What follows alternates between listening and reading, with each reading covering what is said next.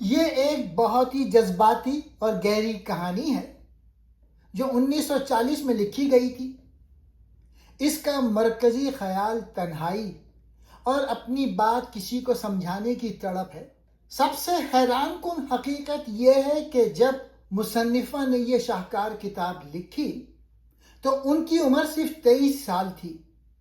اتنی کم عمری میں انسانی نفسیات اور تنہائی کو اتنی گہرائی سے بیان کرنا پوری دنیا کے لیے ایک معجزہ تھا۔ کتاب کا نام ایک نظم سے لیا گیا ہے، دل ایک اکیلا شکاری ہے۔ اس کا مطلب یہ ہے کہ ہمارا دل ہمیشہ محبت اور تعلق کی تلاش میں رہتا ہے، بالکل ایک شکاری کی طرح جو اکیلا جنگل میں بھٹک رہا ہو۔ لیکن المیہ یہ ہے کہ اکثر یہ شکار یعنی سکون اور محبت اسے کبھی نہیں ملتا۔ کتاب کا مرکزی کردار جان سنگر خاموش، وہ گونگا اور بہرا ہے۔ حقیقت میں مصنفہ نے اسے خاموش اس لیے رکھا تاکہ وہ یہ دکھا سکیں جب کوئی انسان بولتا نہیں ہے تو دوسرے لوگ اپنی مرضی کی باتیں اور مطلب اس سے منسوب کر دیتے ہیں۔ یہ کتاب صرف تنہائی کے بارے میں نہیں ہے بلکہ امریکہ کے تلخ حقائق بیان کرتے ہیں، جیسے غریبی، لوگ کیسے بنیادی ضرورتوں کے لیے تڑپتے ہیں، نسل پرستی، کالے اور گورے لوگوں کے درمیان فرق اور نفرت، مزدوروں کے حقوق، عام آدمی کی زندگی کی جدوجہد۔ ایک حقیقت یہ بھی ہے کہ اس کتاب کے تمام 5 بڑے کردار زندگی کو الگ نظریے سے دیکھتے ہیں۔ کسی کے لیے زندگی موسیقی ہے، کسی کے لیے سیاست اور کسی کے لیے صرف دوسروں کی خدمت، لیکن ان سب میں ایک حقیقت مشترک ہے، وہ سب ناخوش ہیں۔ کیا آپ جانتے ہیں کہ اس کتاب کو انگلش ادب کی بہترین 100 کتابوں میں شمار کیا جاتا ہے؟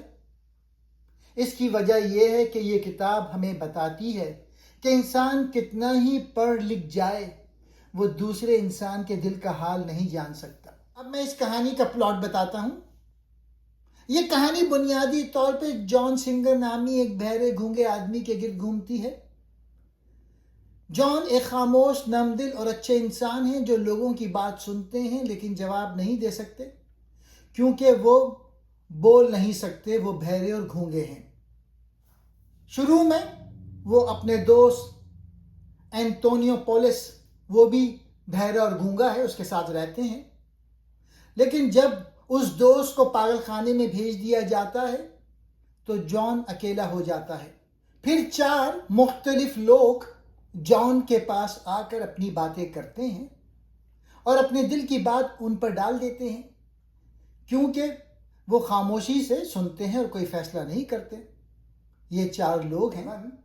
مک کیلی، یہ ایک نوجوان لڑکی ہے جو موسیقی سے بے حد محبت کرتی ہے، وہ بڑے خواب دیکھتی ہے لیکن غربت اور حالات اسے آگے بڑھنے نہیں دیتے۔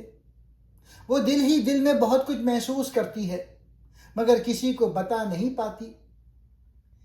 مک کیلی سنگر کو اپنا رازدان سمجھتی ہے۔ اس لڑکی نے اپنے ذہن میں 2 دنیایں بنا رکھی ہیں۔ بیرونی دنیا جہاں وہ غریبی، اپنے چھوٹے بہن بھائیوں کی دیکھ بھال اور گھر کے کام کاج میں پھنسی ہوئی ہے۔ اندرونی دنیا یہ اس کے خوابوں کی دنیا ہے جہاں صرف موسیقی، سکون اور جان کی خاموشی ہے۔ وہ اپنی تمام تخلیقی سوچیں یہاں چھپا کر رکھتی ہے۔ جان کے ساتھ تعلق، یہ لڑکی جان کو اپنا سب سے قریبی دوست مانتی ہے۔ وہ سمجھتی ہے کہ صرف سنگر ہی وہ انسان ہے جو اس کے خوابوں کی قدر کرتا ہے۔ وہ اس کے پاس جا کے گھنٹوں اپنی موسیقی اور اپنے ارادوں کے بارے میں باتیں کرتی ہے، یہ سوچے بغیر کہ جان سنگر سن بھی رہا ہے یا نہیں۔ کہانی کے آخر میں جب اس کے گھر کے حالات بہت خراب ہو جاتے ہیں تو اسے مجبوراً ایک دکان پر نوکری کرنی پڑتی ہے۔ یہ اس کے لیے بہت بڑا صدمہ ہے کیونکہ اب اس کے پاس موسیقی کے لیے وقت نہیں بچتا۔ اس کا بچپن ختم ہو جاتا ہے اور وہ زندگی کی تلخیوں میں کھو جاتی ہے۔ دوستو، اس لڑکی کی کہانی جس کی جیب خالی تھی لیکن جس کا دل موسیقی کے حسین خوابوں سے بھرا ہوا تھا، وہ ہمیں بتاتی ہے کہ جب حالات سخت ہوں تو سب سے پہلے انسان کے خواب ہی قربان ہوتے ہیں۔ اس لڑکی کا کردار ہمیں یہ سوچنے پر مجبور کرتا ہے کہ ہمارے آس پاس کتنے ایسے بچے ہوں گے جو حالات کی وجہ سے اپنا ہنر چھپا کر نوکریاں کر رہے ہیں۔ اس کہانی کا دوسرا کردار ڈاکٹر کوپلینڈ ہے۔ یہ ایک سیاہ فام ڈاکٹر ہیں جو انصاف، تعلیم اور برابری کا خواہاں ہے۔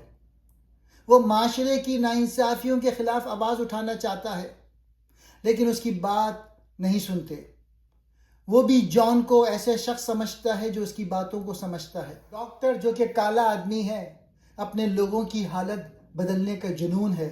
اس کا ماننا ہے کہ تعلیم اور شعور ہی ان کے لوگوں یعنی بلیک کمیونٹی کو غریبی اور نسل پرستی سے نکال سکتے ہیں۔ وہ بہت پڑھے لکھے ہیں اور چاہتے ہیں کہ ان کے لوگ خود کو حقیر نہ سمجھیں بلکہ اپنے حقوق کے لیے لڑیں۔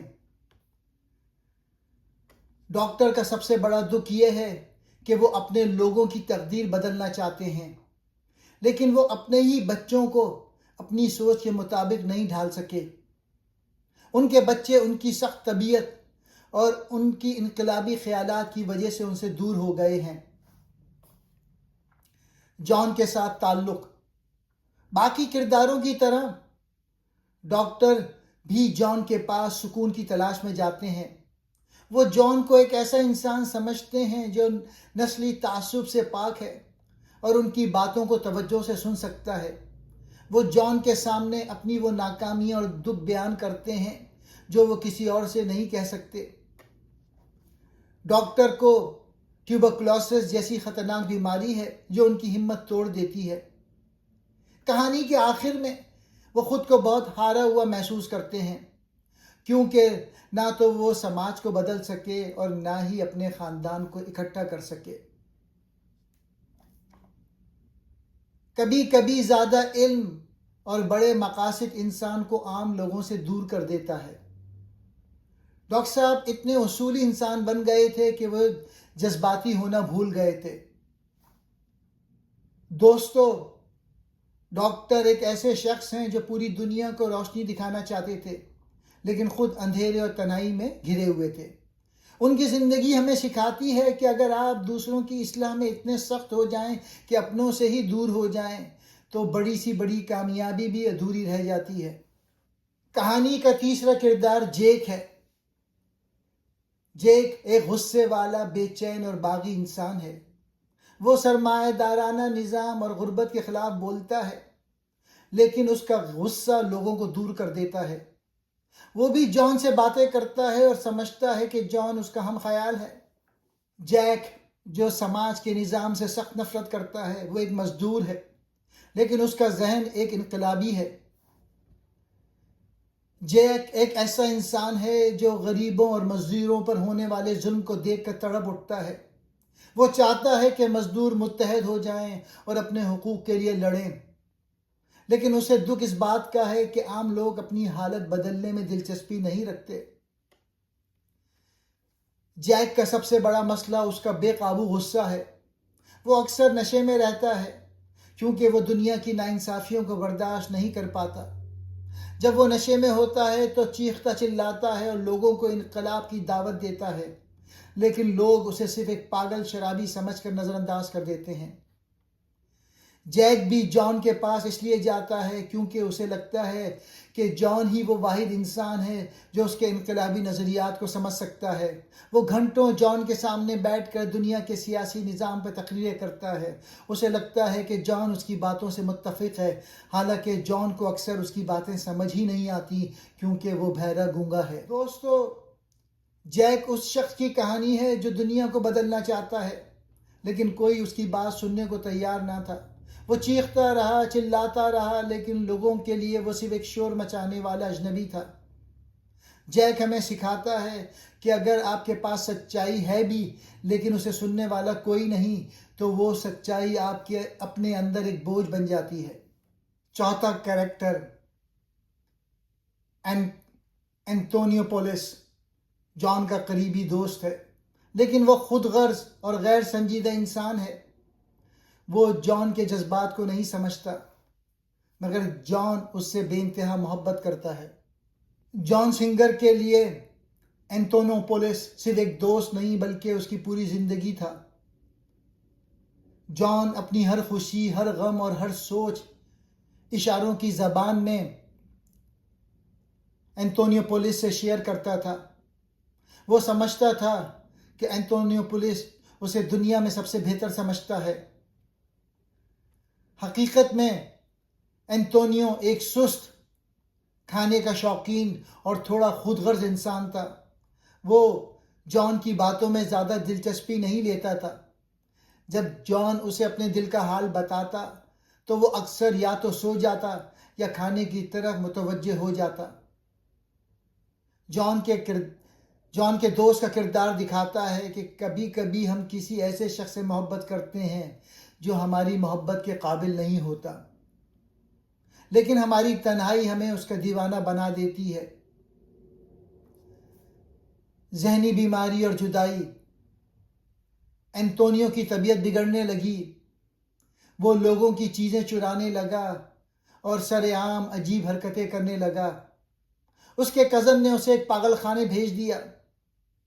یہ موڑ کہانی کا سب سے دکھ بھرا حصہ ہے، کیونکہ یہاں سے جان کی تنہائی کا ایک ایسا سفر شروع ہوتا ہے جو خودکشی پر ختم ہوتا ہے.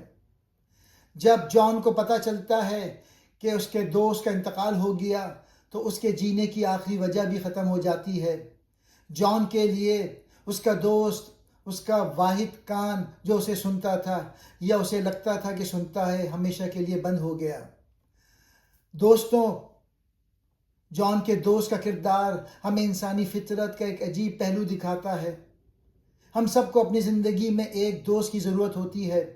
کوئی ایسا شخص جس کے سامنے ہم اپنا آپ رکھ سکیں، چاہے وہ ہماری بات سمجھے یا نہ سمجھے. بس اس کا موجود ہونا ہی ہمیں سکون دیتا ہے. جب وہ شخص چلا جاتا ہے تو انسان کے لیے دنیا خالی مکان بن جاتی ہے. میں تھوڑا جان سنگر کے متعلق بھی بتا دیتا ہوں. یہ اس ناول کا مرکزی کردار ہے اور پوری کہانی اس کے گرد گھومتی ہے. جان ایک گونگا اور بہرا شخص ہے جو ایک چاندی کے برتن بنانے والی دکان پہ کام کرتا ہے. وہ ایک انتہائی نفیس، خاموش طبع اور صبر والا انسان ہے. سب کا ہمدرد مگر خود اکیلا. جان اس کہانی کا سب سے بڑا تضاد ہے. پورا شہر، یعنی اس کے جو سارے کریکٹرز ہیں اس ناول کے، اسے اپنا مسیحا سمجھتے ہیں. وہ سب باری باری جان کے پاس آتے ہیں اور اپنے دل کی وہ باتیں کرتے ہیں جو دنیا میں کسی اور سے نہیں کر سکتے. لوگوں کا نظریہ. لوگوں کو لگتا ہے کہ جان بہت عقل مند ہے اور وہ ان کی خاموشی کو سمجھتا ہے. حقیقت، جان ان کی باتوں کو صرف اس لیے سنتا ہے کیونکہ وہ نرم دل ہے، ورنہ حقیقت میں اسے ان کے سیاسی یا ذاتی مسائل سے کوئی خاص دلچسپی نہیں ہوتی. اینٹونیو کے لیے دیوانگی. جان کی اپنی پوری زندگی اس کے دوست اینٹونیو کے گرد گھومتی ہے. جب اینٹونیو کو پاگل خانے بھیج دیا جاتا ہے تو جان ہر مہینے اسے ملنے جاتا ہے، اس کے لیے تحفے لے جاتا ہے اور اسے لمبی لمبی چٹھیاں لکھتا ہے جو اس کے دوست نے کبھی پڑھی بھی نہیں تھیں. سبق یہ ہے کہ جان کا کردار یہ دکھاتا ہے کہ دوسروں کے لیے سہارا بننے والا انسان خود اندر سے کتنا ٹوٹا ہوا اور کسی کا محتاج ہو سکتا ہے. جان کا کردار ایک آئینے کی طرح ہے. لوگ اس میں وہی دیکھتے ہیں جو وہ دیکھنا چاہتے ہیں. کیلی لڑکی کو اس میں ایک موسیقار نظر آتا ہے. جیک کو اس میں ایک انقلابی نظر آتا ہے. ڈاکٹر کو اس میں ایک ہمدرد نظر آتا ہے. وہ خود کچھ نہیں بولتا لیکن اس کی خاموشی دوسروں کو بولنے کا حوصلہ دیتی ہے. یہ سب لوگ جان کو ایک طرح کا خدا یا سمجھنے والا سمجھتے ہیں اور اپنے خواب، غصے، امید اور درد اس کے سامنے رکھ دیتے ہیں. لیکن جان خود بھی اندر سے بہت تنہا ہے. جب اسے پتہ چلتا ہے کہ اس کا دوست اینٹونیو مر گیا ہے تو وہ ٹوٹ جاتا ہے اور آخر میں خودکشی کر لیتا ہے. یہ ناول تنہائی کے بارے میں ہے کہ انسان کتنا بھی لوگوں کے درمیان ہو پھر بھی اندر سے اکیلا کیسے محسوس کرتا ہے۔ ہر کوئی دوسرے سے سمجھ بوجھ چاہتا ہے مگر حقیقی رابطہ نہیں بن پاتا۔ یہ ایک گہری جذباتی اور سوچنے پر مجبور کرنے والی کہانی ہے۔ ہر انسان اندر سے تنہا ہے، چاہے وہ کتنا بھی لوگوں کے درمیان ہو، دوست ہو، فیملی ہو یا شہر میں رہتا ہو۔ دل کے اندر ایک ایسی تنہائی ہے جو کوئی پوری نہیں کر سکتا۔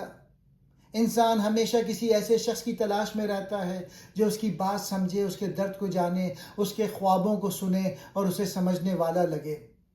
لیکن حقیقت یہ ہے کہ حقیقی رابطہ اور مکمل سمجھ بہت مشکل ہے۔ لوگ جان کو، جو بہرا گونگا ہے، اس کو خدا جیسا سمجھتے ہیں اور اپنے سب راز اس پہ ڈال دیتے ہیں۔ وہ سوچتے ہیں کہ جان انہیں پورا سمجھتا ہے، مگر جان خود بھی اندر سے بہت تنہا ہے اور اس کی اپنی تنہائی کوئی نہیں سمجھتا۔ آخر میں جب وہ ٹوٹ جاتا ہے تو سب لوگ واپس اپنی تنہائی میں چلے جاتے ہیں۔ پیغام یہ ہے، تنہائی انسانی زندگی کا ایک حصہ ہے، یہ سب کو متاثر کرتی ہے، امیر، غریب، بڑا، چھوٹا، سیاہ فام یا سفید، سب کو۔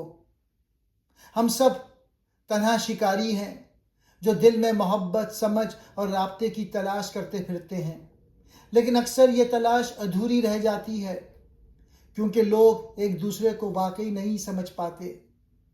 پھر بھی یہ تنہائی ہمیں جوڑتی بھی ہے کیونکہ سب اسی در سے گزرتے ہیں۔